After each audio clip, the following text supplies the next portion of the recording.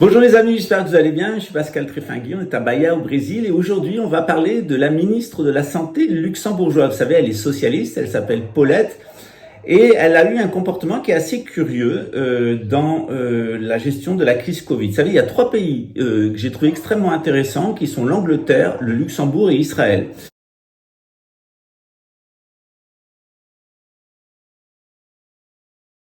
Il y a un problème avec les entreprises qui ont été sélectionnées par l'État luxembourgeois, toutes, les quatre qui ont été choisies, parce qu'on pouvait acheter des vaccins au Brésil, on pouvait acheter des vaccins, le Coronavac, on pouvait acheter le Sinovac en Chine, on pouvait acheter le Sputnik en Russie. Ils ont préféré acheter des vaccins en Europe occidentale et aux États-Unis à des entreprises qui sont douteuses. Et la preuve, c'est que quand on regarde le passif judiciaire de Pfizer, uniquement les amendes supérieures à 30 millions de dollars, ce qui est déjà pas mal, on s'aperçoit qu'en 2000, condamnation 30 millions de dollars pour violation des règles de sécurité. 2002, 49 millions de dollars, fausse déclaration médicale et charlatanisme. 2004, publicité mensongère, promotion illégale de certains produits, charlatanisme, 190 millions de dollars. 2004, charlatanisme, 430 millions de dollars. 2005, falsification de faits, fausse déclaration, charlatanisme, 124 millions de dollars. 2006, falsification des faits, fausse déclaration, charlatanisme, 124 millions de dollars. 2008, publicité mensongère, promotion illégale de certains produits, charlatanisme, 60 millions de dollars. 2009, pot de vin, rétrocommission, corruption des médecins et de fonctionnaires, 331 millions de dollars. 2009, promotion et vente de molécules inadaptées, charlatanisme organisé à grande échelle, corruption de fonctionnaires, 2 milliards 300 millions de dollars d'amende judiciaire. 2010, mensonges, faits falsifiés, 42 millions de dollars. 2012, publicité mensongère et charlatanisme, 42 millions de dollars. 2012, violation des règles de sécurité, 55 millions de dollars. 2013, publicité mensongère, promotion illégale de certains produits, charlatanisme, corruption de fonctionnaires, 257 millions de dollars. 2013, charlatanisme, corruption de fonctionnaires, 490 millions de dollars. 2014, publicité mensongère, présentation déloyale de ces produits, charlatanisme, 35 millions de dollars. 2016, falsification des faits, charlatanisme et médical, 371 millions de dollars d'amende. 2016, falsification et publication mensongère, corruption de fonctionnaires, 784 millions de dollars. 2019, propagation de faits falsifiés, 41 millions de dollars. Donc on a une entreprise qui est Pfizer, qui propose un produit que la ministre de la Santé, Paulette, impose aux luxembourgeois, sans essai clinique, en catastrophe, sans veille sanitaire, produit par une entreprise qui a été condamnée à des centaines et des centaines de millions de dollars pour charlatanisme. La question est la suivante: combien Paulette a-t-il touché de Pfizer? En réalité, avec le scandale du Covid, et ça a commencé aux États-Unis, on a un immense réseau de corruption de fonctionnaires publics et d'hommes politiques organisés par des laboratoires qui, depuis des années, sont considérés comme les rois du charlatanisme et qui sont impliqués dans des falsifications scientifiques, des empoisonnements volontaires, de la corruption de fonctionnaires. Et on s'aperçoit que ces entreprises, elles ont eu des valeurs en bourse elles étaient proches de la faillite avant la crise, et elles ont eu des valeurs en bourse qui ont explosé.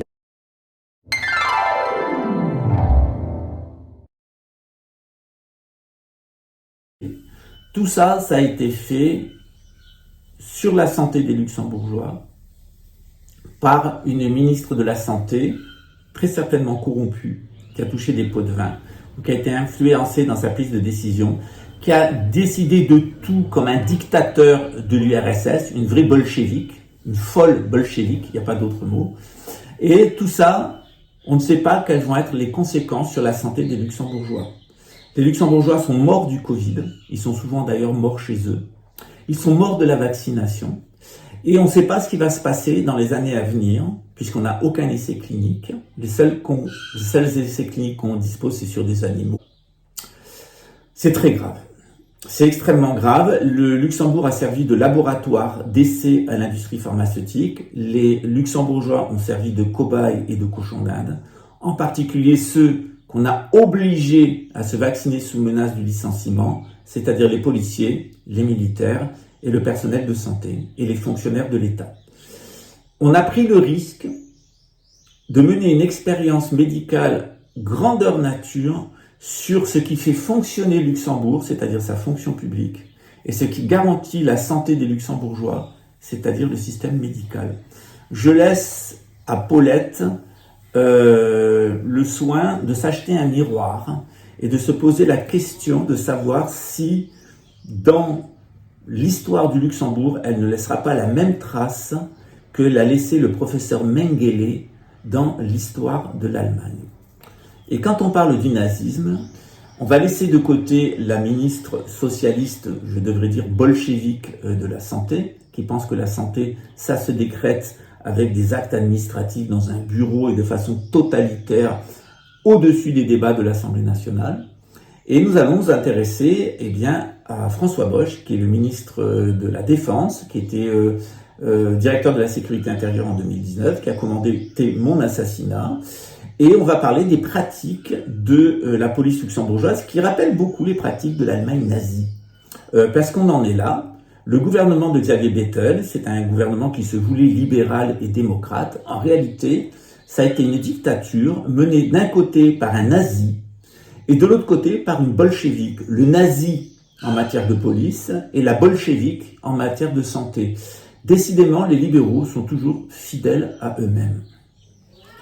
Alors, nous avons un groupe WhatsApp au plus 55 21 97 967 93 77. Vous avez le lien en dessous dans la description. Où depuis plus d'un an, avec des médecins, notamment et le Quinta Colonna, mais aussi des chercheurs, nous avons publié à l'intérieur de ce groupe WhatsApp plusieurs documents qui concernent le pour et le contre de la vaccination.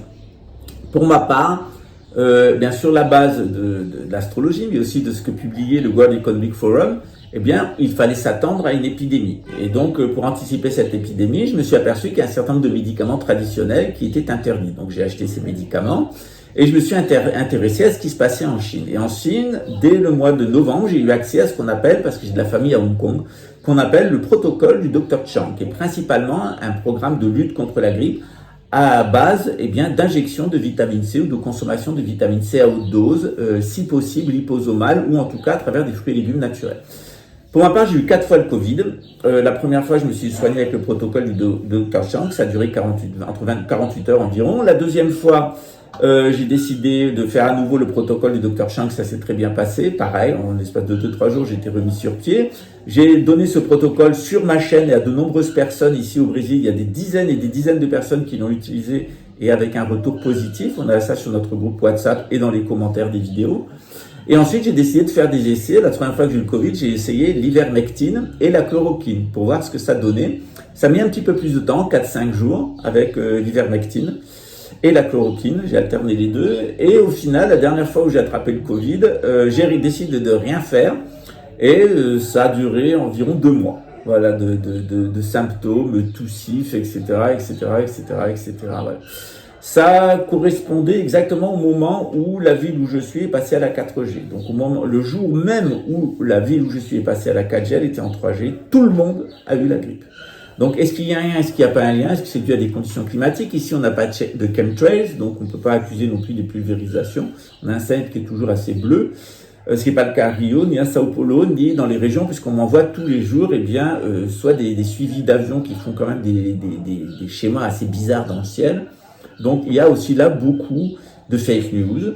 Il y a la théorie de la conspiration, puis il y a des faits. Et après, c'est à chacun d'en tirer les conséquences. Moi, ce qui m'a semblé étrange, c'est que 3 mois avant l'épidémie, 6 mois avant l'épidémie en Europe, on interdise la vente de masques, on interdise la vente de gants, on interdise la vente de vitamine C, on interdise la vente de chloroquine, d'ivermectine, d'artémisia, etc. Je rappelle ce qui est arrivé au début de cette crise au président ou au premier ministre africain qui ont montré que les tests étaient foireux, notamment que la papaye était détectée positive. Je rappelle quand même que les tests de Covid leur brevet a été déposé en 2015.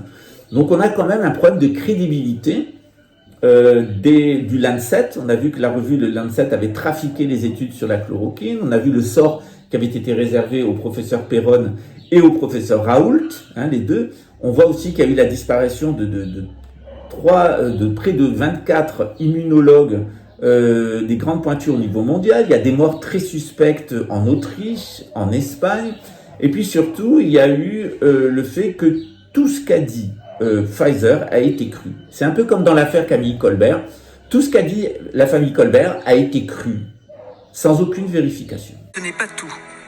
Les avocats évoquent une autre piste qui se trouve sur le banc de la partie civile. Les regards se tournent vers la famille Colbert. À qui profite le crime? Cet adage qui prodeste qui a mené vers mon client aurait très bien pu mener vers la piste de la famille. Et sur ce point-là, j'ai toujours été quelque peu étonné que toutes les déclarations de tous les témoins de l'entourage familial sont crues sur parole et ne sont pas vérifiées.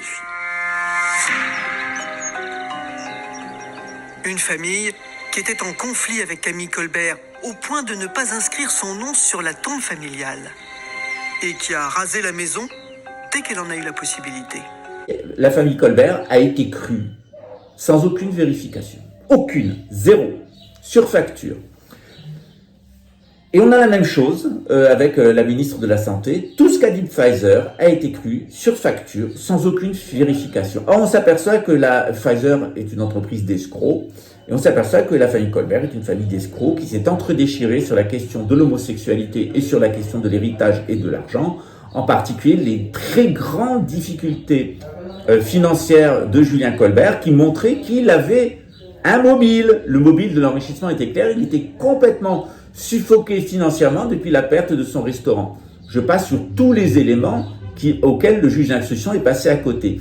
Comme dans le cas de la ministre de la Santé et des vaccins ARN messagers, on a exactement le même mécanisme.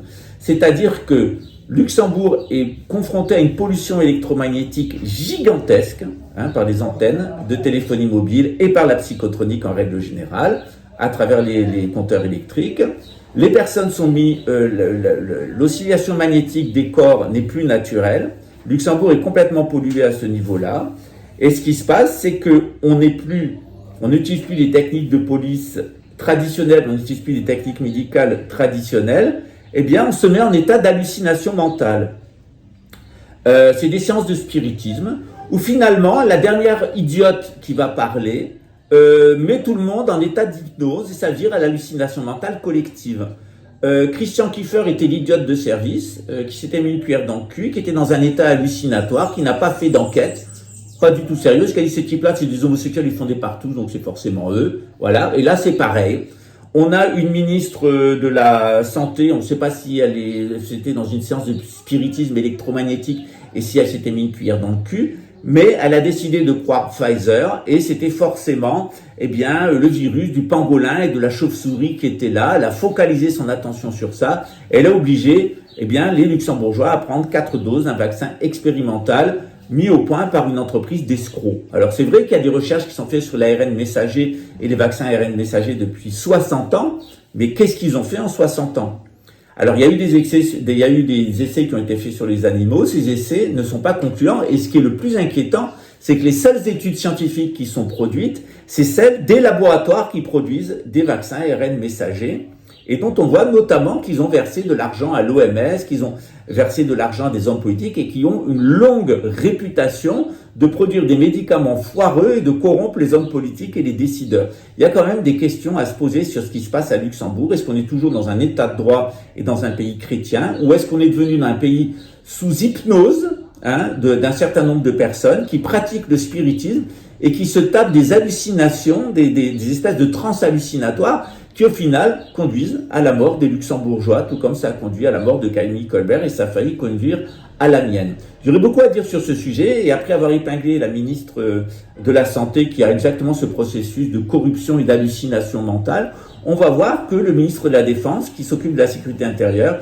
est dans un état hallucinatoire et est un corrompu, notamment lié à la Russie, puisqu'il est corrompu par la Russie, c'est un agent russe, et qu'il est lié à la pédocriminalité à Luxembourg et au trafic de drogue. Voilà, on retrouve toujours les mêmes causes et les mêmes personnes dans les dysfonctionnements. Luxembourg est devenu un laboratoire et les Luxembourgeois sont traités comme des rats de laboratoire. Je pense qu'il est grand temps que ça s'arrête et que Luxembourg retrouve eh bien, sa tradition, retrouve sa monarchie, retrouve son christianisme et sorte de cette phase de folie collective, cette phase de spiritisme électromagnétique, cette phase d'hallucination mentale avec un pseudo-ésotérisme digne des nazis, et puis cette espèce d'idéologie écologiste qui pense que pour sauver la nature, il faut exterminer les êtres humains. On pourrait quand même garder la nature et les êtres humains ensemble. Ça s'appelle vivre traditionnellement, mais ça semble pas effleurer la tête et l'esprit des gens du Forum économique de Davos.